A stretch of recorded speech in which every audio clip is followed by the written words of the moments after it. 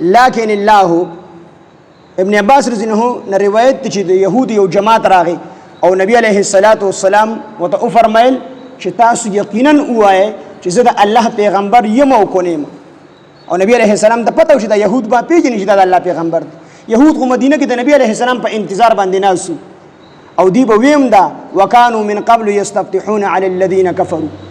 دی به فتح غوښتله او دی به د نبی علیه السلام په وسیله باندې سوال کو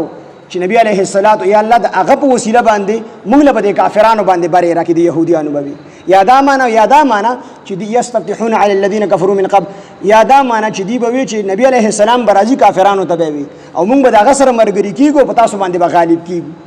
نو یادا معنا دی خو په مدینه منوره کې ناست نبی علیه السلام پته باندې چې دی برازي موږ په ایمان وروړو نو نبی علیه السلام ته خو پته چې دی ما پیژني د يهود او جماعت تایوت یقینا تاسو چې زه د الله پیغمبر یم او کونیم نو يهوديانو انکار وکړي نه ته د الله پیغمبر نه سره د پوي انکار وکړو نو الله پاک جل شانه دا آیاتونه نازل کړل چې لیکن الله یشهد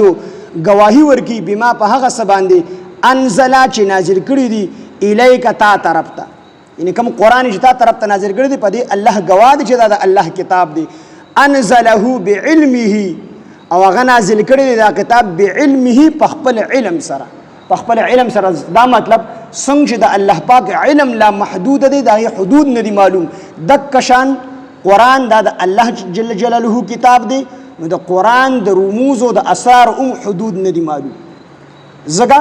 چې کوم متکلمی کتاب چې د چا اینو دا غو شان مطابقي نو دا قران خو د الله کتاب دی د الله د شان مطابق پدې کې رموز او اسرار دي هغه رموز او اسرار ته د انسانانو عقلونه نه رسي هغه لا محدود دي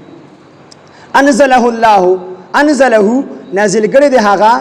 کتاب بعلمه په خپل علم سره والملائکه او فرشته هم یشهدون بگواهی ورګي وکفا بالله او کافی دی الله پاک شهیدا گواه فرشته هم دا گواهی ورګي چې دا الله پیغمبر او د الله په پیغمبر باندې الله خپل کتاب نازل کړو پر ورځ د قیامت